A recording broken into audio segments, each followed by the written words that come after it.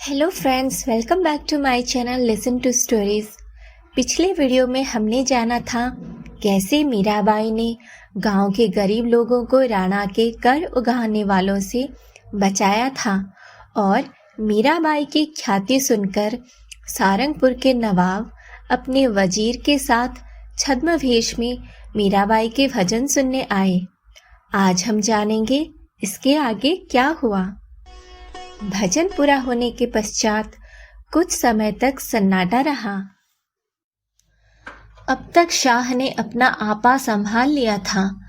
वो अपने साथी के साथ खड़ा हो गया और धीरे धीरे सम्मुख जाकर हाथ जोड़कर गदगद कंठ से बोला, हुनर और नूर उसके ऊपर खुदाई मोहब्बत, ये सब एक साथ नहीं मिलते।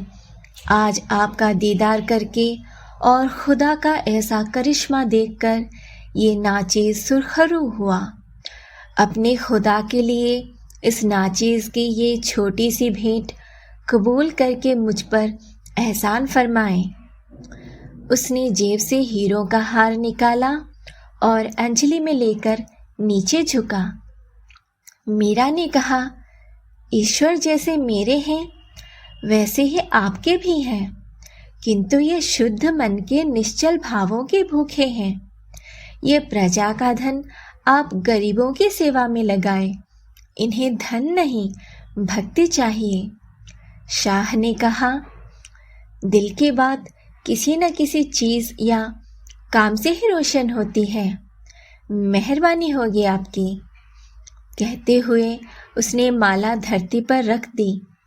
एक हाथ से आंसू पोंछता और दूसरे से तलवार संभालता हुआ वह मंदिर से बाहर आ गया।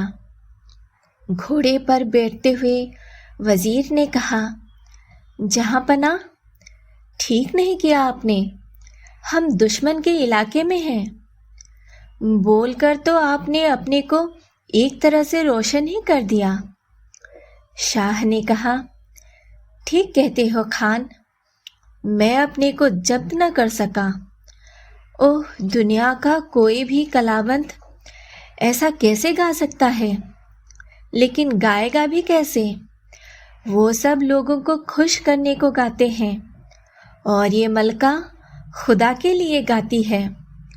सच सब कुछ बेनज़ीर है खान, सब कुछ बेनज़ीर।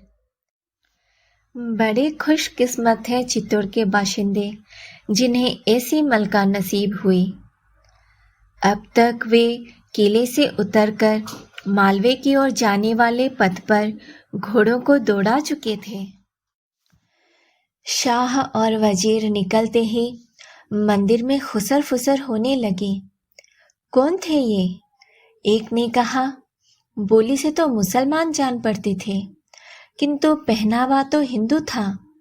दूसरे ने कहा, यदि मुसलमान थे तो मंदिर भ्रष्ट कर गए। मारो विधर्मियों को, इनकी इतनी हिम्मत। मीरा ने ठंडे स्वर में जोशी जी से पूछा, क्या हुआ? उन्होंने बताया, ये जो अभी मंदिर से निकले वे मुसलमान हैं, ऐसा लगा हुकुम। अपना मंदिर भ्रष्ट कर गए। अभी दूर नहीं गए होंगे, बांधलाई दौड़कर। मीरा ने कहा, क्यों, क्या अपराध किया उन्होंने?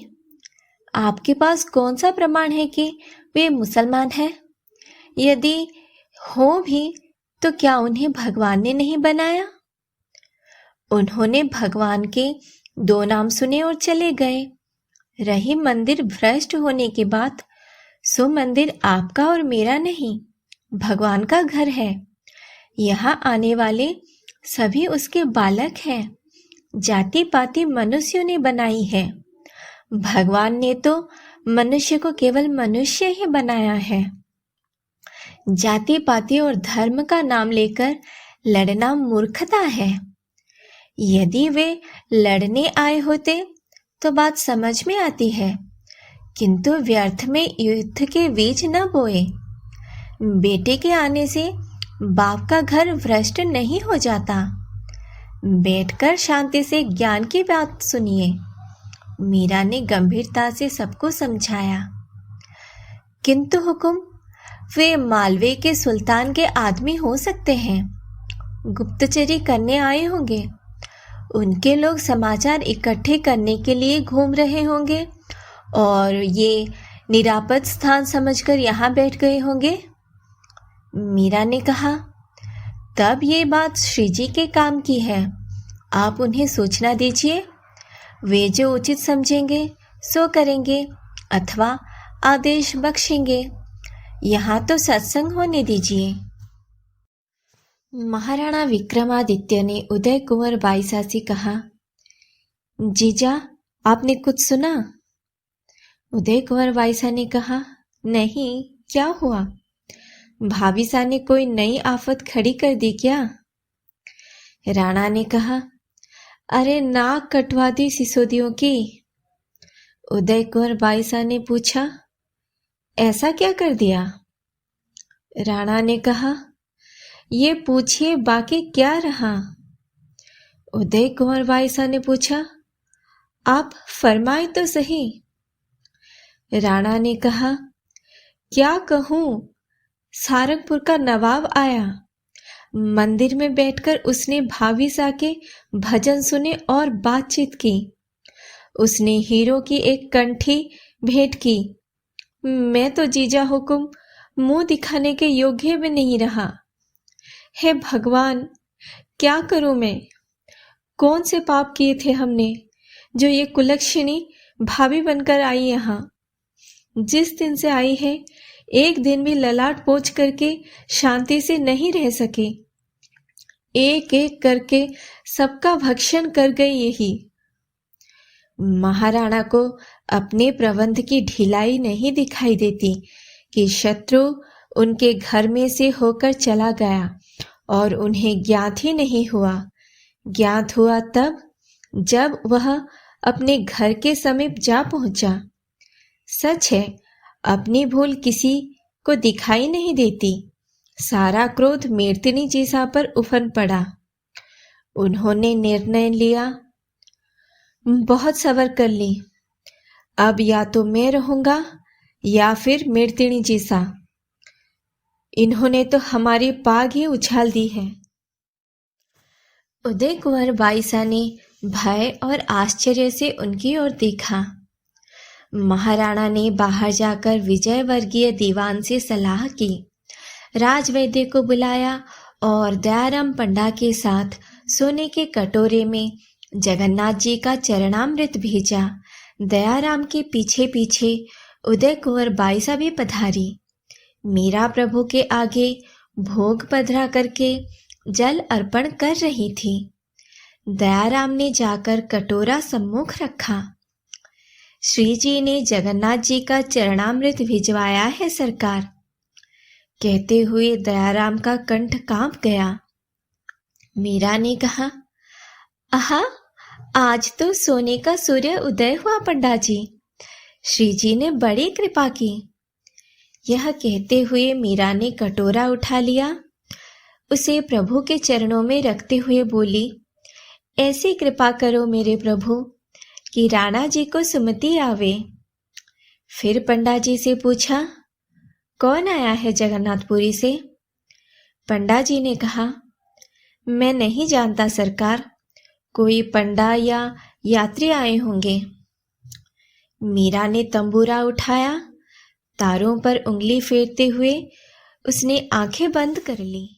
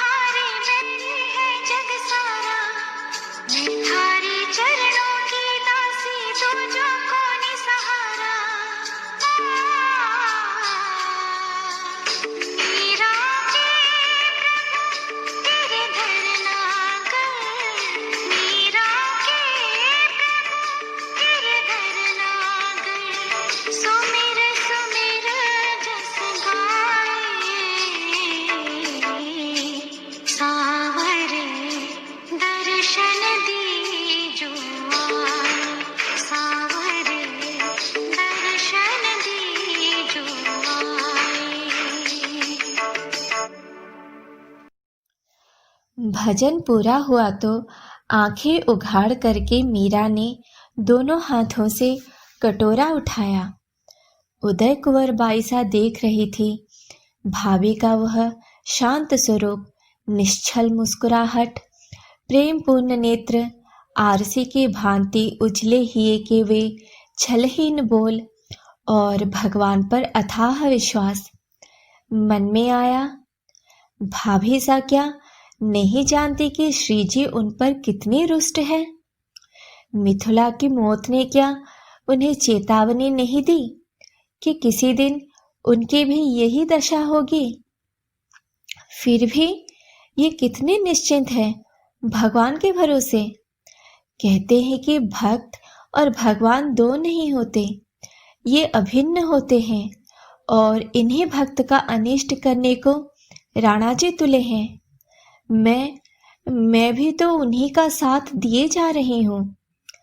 यदि भाभी सा मर जाए तो मुझे क्या मिलने वाला है? केवल पाप ही ना। और यदि नहीं मरी तो भगवान का कोप उतरेगा। पिछले जन्म में मैंने न जाने क्या किया कि न पति की सेवा मिली और न माँ बनने का सौभाग्य। बरसों मासों में कभी पति के दर्शन होते हैं।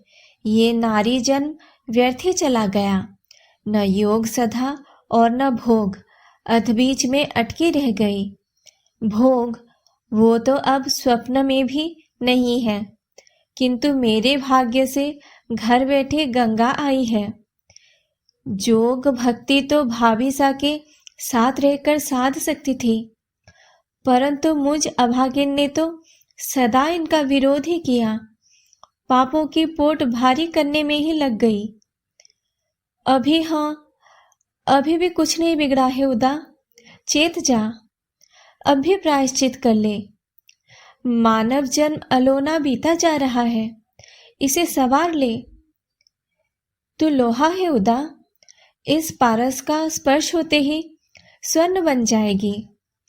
यदि कपूर यदि उड़ गया तो तू सड़े साथ सी गंधाती रह जाएगी। ये अवसर मत खो उदा, राणा जी तो मतिहीन है। दाजीराज और बावजी हुक्म क्या पागल थे, जो इन्हें सारी सुविधाएं प्रदान करके प्रसन्न करने का प्रयत्न करते थे। उस समय राज कार्य भी कैसे ढंग से चलता था, और आज नहीं, दीवान जी की ही अकल चरने चली गई है। सारे उमराव रूठे बैठे हैं। क्यों? इनके ओछेपन से। फिर मैं क्यों इनके साथ जुड़ी हुई हूँ? क्यों ना भाभी सा के साथ रहकर काया का कल्याण कर लूं? अभी समय है, चेत उदा चेत।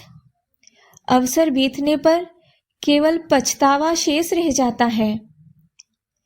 मीरा ने कटोरा होठों से लगाया। तभी उदय कुंवर बाई सा चीख पड़ी, भाभी साहब रुक जाइए। मीरा ने नेत्र खोलकर पूछा, क्या हुआ बाई साहब?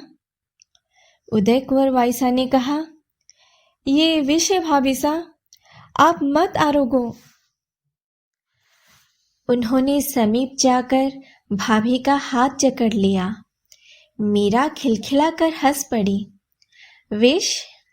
आप जागते हुए भी सपना देखती हैं क्या? ये तो श्री जी ने जगन्नाथ जी का चरणामृत भेजा है। देखिए ना, अभी तो पंडा जी सामने खड़े हैं। उदय कुंवर बाई साहब ने रूंधे कंठ से आग्रह किया, मैं कुछ नहीं जानती भाभी साहब, ये जहर है, आप मत आरोगो। मीरा ने कहा, ये क्या फरमाती हैं आप, चरणामृत न लूं? कौन जाने कैसे तो आज मेरे लाल जीसा को भगवान और भाभी की याद आई है और आज ही मैं उनकी भेजी हुई सौगात पाछे फेर दूं। फेरने जैसी हो तो फेरू भी। प्रभु के चरणामृत के लिए तो मीरा का कंठ सदा ही प्यासा रहता है। उदय कुंवर बाई सा की आकुल व्याकुल दृष्टि देखकर वे लाड़ से उनके चिबुक को छूकर बोली, यदि सचमुच यह विष हो तब भी अब प्रभु को अर्पित हो जाने के पश्चात चरणामृत बन गया है। बाई सा, आप चिंता न करें, प्रभु की लीला अपार है, उनके सामर्थ्य को कौन पहुंच और आंक सकता है। वे जिसे जीवित रखना चाहे उसे कौन मार सकेगा। मरने और जीने की डोर भगवान के हाथ में है, मनुष्य का इस पर जोर नहीं चलता, आप निश्चिंत रहें। उन्होंने कटोरा होठों से लगाया और पलक झपकते में खाली करके पंडा जी के सामने सरका दिया और कहा, ले पधारे। पंडा जी ने कांपते हाथों से कटोरा उठाया और डगमगाते पदों से चले गए।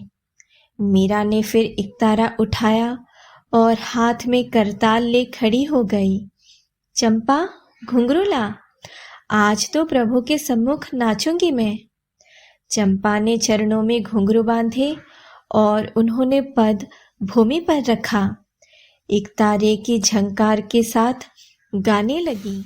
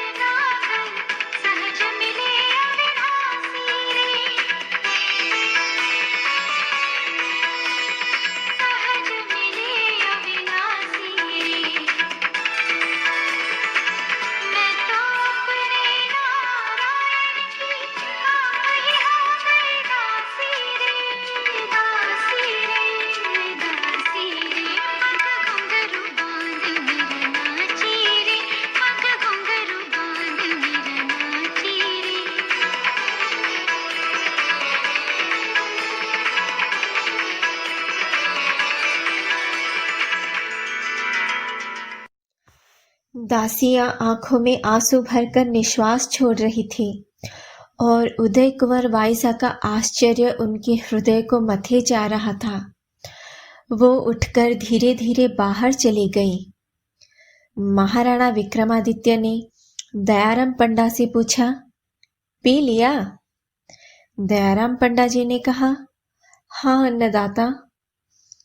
राणा ने पूछा, क्या बात है पंडा जी, ऐसे क्यों हो रहे हो? पंडा जी ने कहा, कुछ नहीं हुकुम। राणा ने पूछा, कुछ तो है? पंडा जी ने बताया, जब कुंवरानी सा आरोगने लगी तो बाईसा हुकुम ने अर्ज कर दिया कि मत आरोगो भावीसा, ये तो विष है।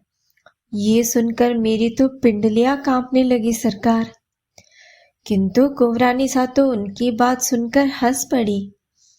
उल्टे बाईसा को समझाने लगी कि आई हुई मौत टलती नहीं और दूर हो तो खींचकर कोई पास ला सकता नहीं। मेरी आंखों के सामने ही उन्होंने कटोरा होठों से लगाकर खाली कर दिया। ऐसे जानबूझकर कौन प्रत्यक्ष काल को गले लगाता है सरकार? मैं तो देखकर चकित रह गया। महाराणा बोले, गले लगाया सो तो उसके साथ जाना भी पड़ेगा। 2 घड़ी में सुन लेना कि मेड़तिनी जैसा बड़े घर पहुंच गई है। पर जीजा हुकुम को ये क्या सूझी कि उन्हें कह दिया? पंडा जी ने कहा, अब आज्ञा हो अन्नदाता। महाराणा बोले, जाओ, इस बात की चर्चा कहीं न करना।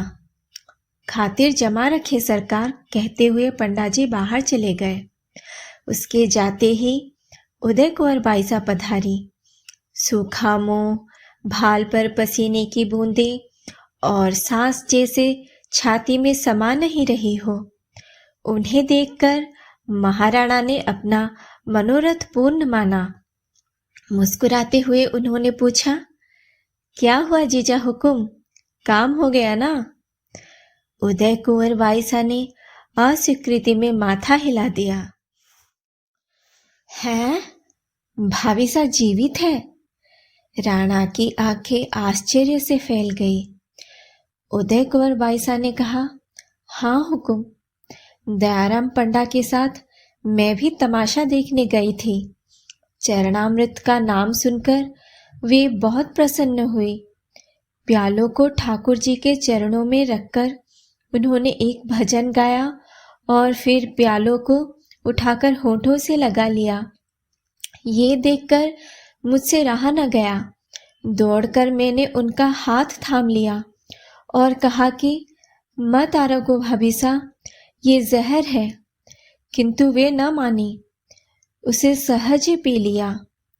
कटोरा लेकर पंडाजी इधर आए और वे आनंद में मतवाली होकर और पाँव में घुंघरू बांधकर नाचने लगी। भजन पूरा करके वे भगवान पर बलिहार हो रही थी। फिर मैं इधर चली आई। वे सचमुच भक्त है हुकुम, हमें नहीं सताना चाहिए। वे जैसे भी रहना चाहें रहने दीजिए। राणा ने कहा, वाह जीजा हुकुम, वाह, आप भी आ गई ना उस जादूगरनी के जाल में। वैद्य ने अवश्य कुछ चतुराई की है। अभी बुलाता हूं उसे। प्रहरी, राणा ने पुकारा। वैद्य जी को बुलाने के लिए भेज किसी को। अभिवादन कर पीछे की ओर चलता हुआ प्रहरी कक्ष से बाहर हो गया। वैद्य जी ने उपस्थित होकर अभिवादन किया। आज्ञा हो अन्नदाता। राणा जी उफन पड़े। तुम तो कहते थे कि इस विष से आधी घड़ी में हाथी मर जाएगा, किंतु यहाँ तो मनुष्य का रोम भी गर्म ना हुआ। वैद्य जी आश्चर्य से बोले, यह नहीं हो सकता सरकार। मनुष्य के लिए तो उसकी 2 बूंद ही बहुत है। ऐसा लोहे का मनुष्य कौन है? मुझे बताने की कृपा करेंगे अन्नदाता। ये बात मैं किसी प्रकार मान नहीं पा रहा हूं। राणा जी दांत पीसते हुए बोले, चुप रह नीच, हरामखोर, मेरा ही दिया हुआ खाता है और मुझसे ही चतुराई करता है। बड़े भाभी साहब को पिलाया था वो, पर वो तो मजे से नाच गा रही है। वैद्य जी बोले, भक्तों का रक्षक तो भगवान है अन्नदाता। 4 हाथ वाला जहां रक्षा करता है, वहां 2 हाथ वालों के क्या चलेगी हुजूर। अन्यथा मनुष्य के लिए तो इस कटोरे में शेष बचे ये 2 बूंदें ही पर्याप्त है। राणा जी गरज उठे, फिर वही बात, झूठ बोलकर मुझे भरवाना चाहता है। ये 2 बूंदे तू ही पी, देखो तेरी बात में कितनी सच्चाई है। वैद्य जी का मुंह पीला पड़ गया। मैं अन्नदाता?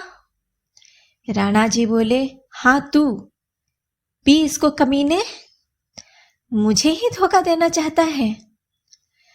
वैद्य जी रोने लगे, अरे अन्नदाता, मैंने धोखा नहीं दिया, ये हलाहल है, पीते ही मैं मर जाऊंगा। वैद्य जी गिड़गिड़ाए, मेरे बूढ़े माँ बाप और छोरे छोरे का कौन धनी है, उन्हें कौन रोटी देगा। मेहर मेरे सरकार, मैंने हुजूर से कोई दगा नहीं किया है। वैद्य जी रोने लगे। राणा जी ने कहा, ये त्रिया चरित्र मुझे नहीं सुहाते, पी इसे। कांपते हाथों से वैद्य जी ने कटोरा उठाया और भीत की ओर स्थिर दृष्टि से देखते हुए बोले, मेरे नारायण, तुम्हारे भक्त के अनिष्ट में मैंने सहयोग दिया, उसी का दंड हाथों हाथ मिल गया प्रभु, किंतु मैं अनजान था। मुझ पर नहीं, मेरे अनाथ बालकों और बूढ़े माता पिता पर कृपा बनाए रखना स्वामी। उसने कटोरा ऊपर उठाकर मुंह खोला। विष की 2 बूंदें टप टप जीभ पर टपक पड़ी। थोड़ी देर में कटोरा हाथ से छूटा और वह झनझनाता हुआ दूर जा गिरा। वैद्य जी की आंखें चक्कर खाने लगी, मुंह खुल गया और एक हल्का सा चक्कर खाकर वे भूमि पर जा गिरे। 1-2 बार हाथ पैरों को खींचातानी की, गले से अस्पष्ट आर्तनाद फूटा, गर्दन लुढ़क गई, आंखें फट गई। महाराणा ने पहले तो समझा कि नखरे कर रहा है, किंतु जब गर्दन ढल गई तो उनके मुख से निकला, अरे ये क्या सचमुच मर गया। उन्होंने प्रहरी से वैद्य जी को उठा ले जाने के लिए उनके घर समाचार भेजा। उदय कुंवर बाईसा महाराणा विक्रमादित्य के समीप वहीं खड़ी थी। सब कुछ उनकी आंखों के आगे बीता। जिस कटोरे भरे जहर से मेड़तिनी जी का रोया भी न कांपा, उसी कटोरे की पेंदे में बची 2 बूंदों से वैद्य जी मर गए। मीरा की भक्ति का प्रताप और राणा जी की कुबुद्धि दोनों ही उदय कुंवर बाईसा के सामने आ गई। इस बेचारे को क्यों मारा? उन्होंने मन में सोचा, मैंने बहुत बुरा किया कि इस मतिहीन का साथ देती रही। उन्होंने धीरे धीरे अपने महल की ओर पद बढ़ाए। वहां पहुंचकर दासी से कहा, तू कहीं ऐसी जगह जाकर खड़ी हो जा जहां कोई देख न सके। वैद्य जी की लाश लेकर उनके घर वाले जाने लगे तो तू उनसे कहना कि मेड़तिनी जीसा के महल में ले जाओ, वे इन्हें जीवित कर देंगी। उदय कुंवर बाईसा स्वयं मीरा के महल की ओर चली। भाभी सा, मुझे क्षमा करिए, मैंने आपको बहुत दुख दिया। उदय कुंवर बाईसा जाते ही मीरा की गोद में सिर रख दिया। मीरा ने कहा, ये न कहिए बाईसा, दुख सुख तो मनुष्य को अपने प्रारब्ध से प्राप्त होता है। मुझे तो कोई दुख हुआ ही नहीं। उन्होंने ननद बाईसा के सिर और पीठ पर हाथ फेरा। उदय कुंवर बाईसा आंसू ढरकाते हुए बोली, मुझे भी तो कुछ बताइए जिससे जन्म सुधरे।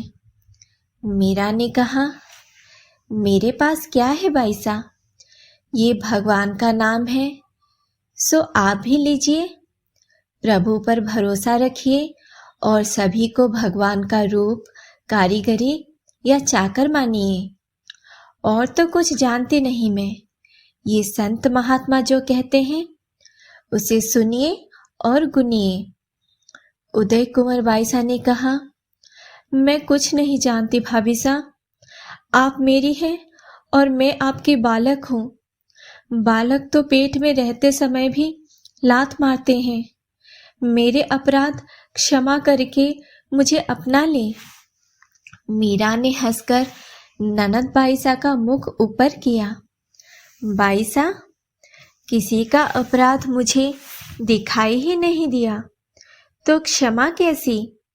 आप भगवान के पद पकड़िए। भगवान सर्वसमर्थ है।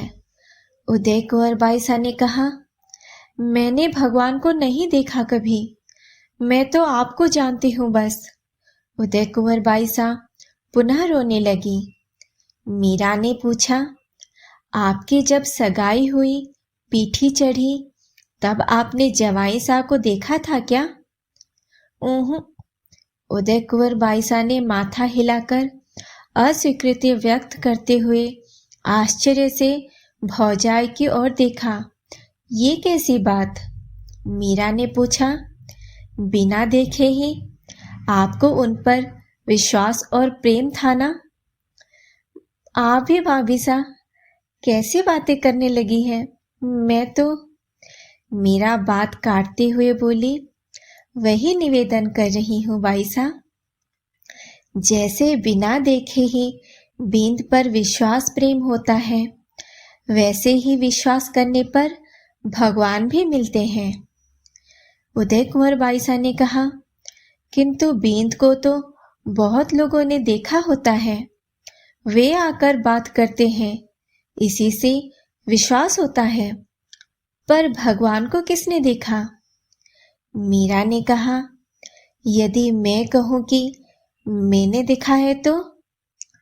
उदय कुंवर बाईसा ने आश्चर्य से पूछा, आपने देखा है भगवान को? कैसे हैं वे? मीरा ने कहा, हाँ, मैंने ही क्या, बहुतों ने देखा है उन्हें। अंतर केवल इतना है कि कोई कोई है उन्हें पहचानते हैं और सब नहीं पहचानते। तो दोस्तों, मिलते हैं अगले वीडियो में, जिसमें मैं आपको आगे क्या हुआ बताऊंगी। If you like this video, then like and subscribe to my channel and press the bell icon to get the notification as soon as a new video is posted.